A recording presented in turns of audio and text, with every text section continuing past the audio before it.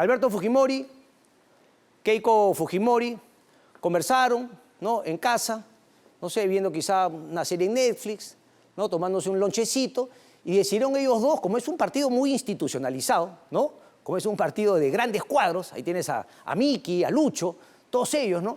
Entonces, es tan institucionalizado que el papá y la hija, la hijita y el papi, decidieron quién iba a ser el candidato. Esto lo dije yo en Sorna la semana pasada, el domingo pasado, y de alguna manera celebro que sea reconocido también por otros constitucionalistas, bueno, no otros, no, constitucionalistas, porque constitucionalista no soy. Está en esa línea, por ejemplo, Natalia Amprimo, quien hoy en una entrevista en el diario Expreso señala lo siguiente: me genera extrañeza que habiendo Fuerza Popular señalado que es un partido político organizado e institucionalizado, ahora resulta que el papá y la hija han conversado y han acordado que el candidato es uno.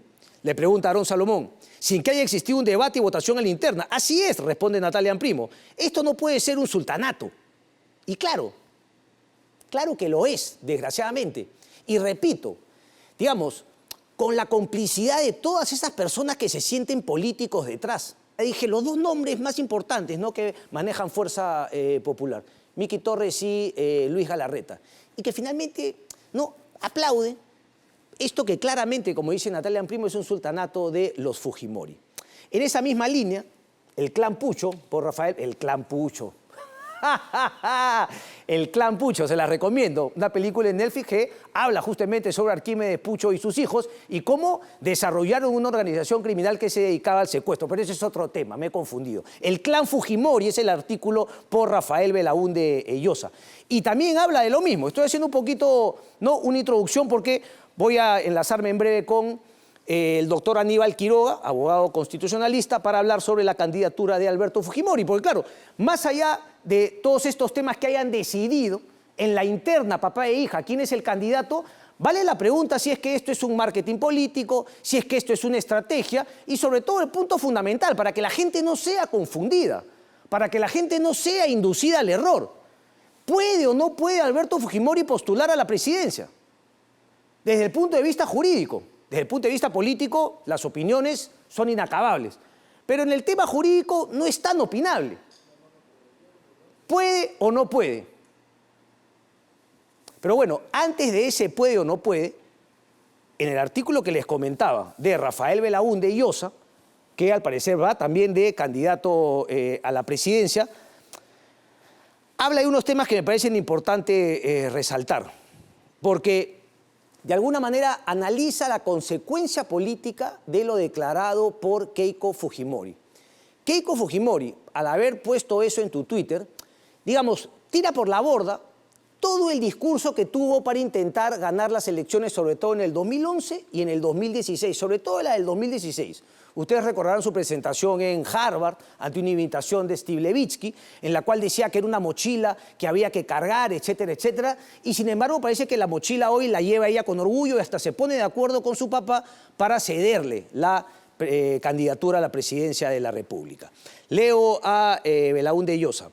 Dice, los familiares, empezando por su hija Keiko, sostenían que tenía la salud deteriorada, que era el dramático epílogo de su vida y que indultarlo era un gesto de piedad. Me cuento, dice Belaúnde Llosa, entre quienes asumimos que era un acto de magnanimidad. Pues yo también me cuento entre ellos. Lo dije más de una vez. El odio, ¿no?, de grupos de izquierda, de grupos caviares, de grupos progresistas, es decir, el antifujimorismo,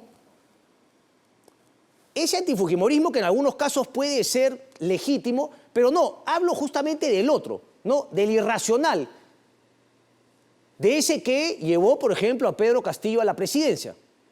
Ese antifujimorismo, ¿no?, irracional, que no le entran balas, es capaz de elegir cualquier cosa que no sea Fuerza Popular. Y claro, Keiko Fujimori es culpable de absolutamente todo. E insisten, por ejemplo, Ernesto de la Jara, en una entrevista, la verdad, no sé, da pena, y además no dice los conflictos de intereses, ¿no?, Ernesto de la Jara. Un antifujimorismo enfermizo, que además le quita brillos, digamos, a una inteligencia que claramente ha mostrado Ernesto de la Jara en otras competencias de su vida, pero que sin embargo, ante el tema del fujimorismo, las pierde todas.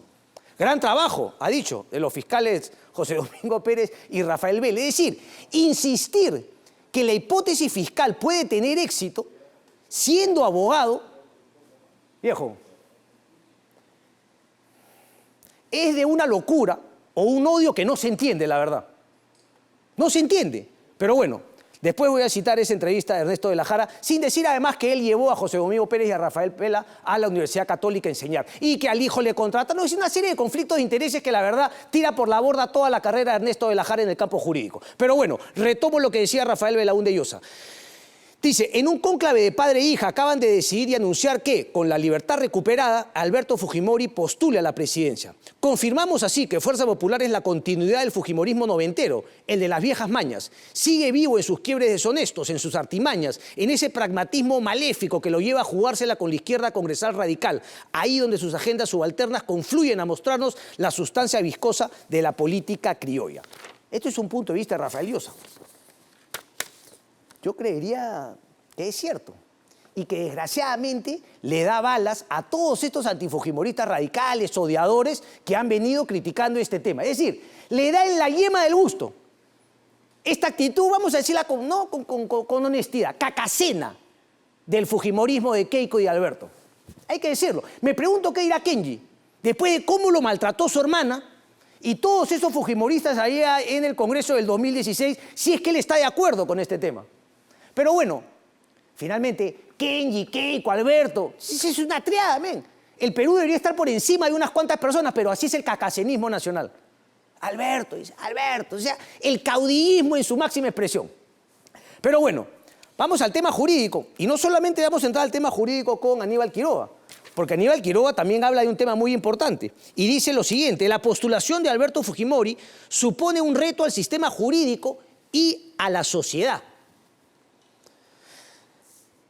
El titular de su columna de opinión en el diario El Comercio el día viernes es clarísimo. Alberto Fujimori no puede postular.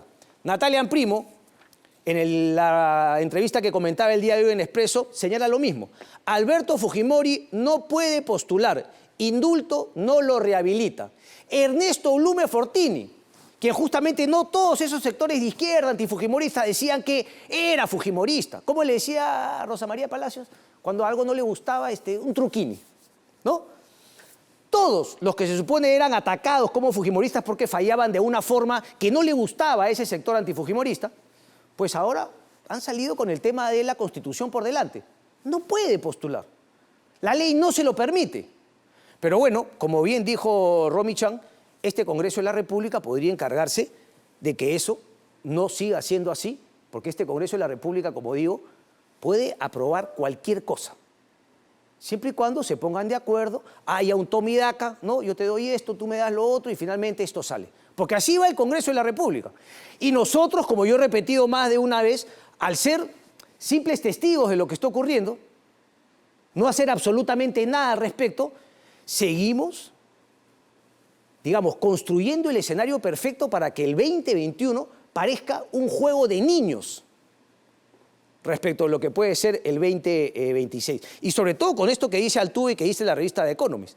Esa derecha que se supone mucha gente quisiera para cerrarle el paso, ¿no?, a ese comunismo que encarnó Vladimir Cerrón y Pedro Castillo, hoy por hoy es el que le hace el juego a un gobierno inútil, nefasto, ¿no?, que no hace absolutamente nada, no gobierna, no tiene ni un plan de nada, solamente, ¿no?, cirugías, relojes, frivolidades.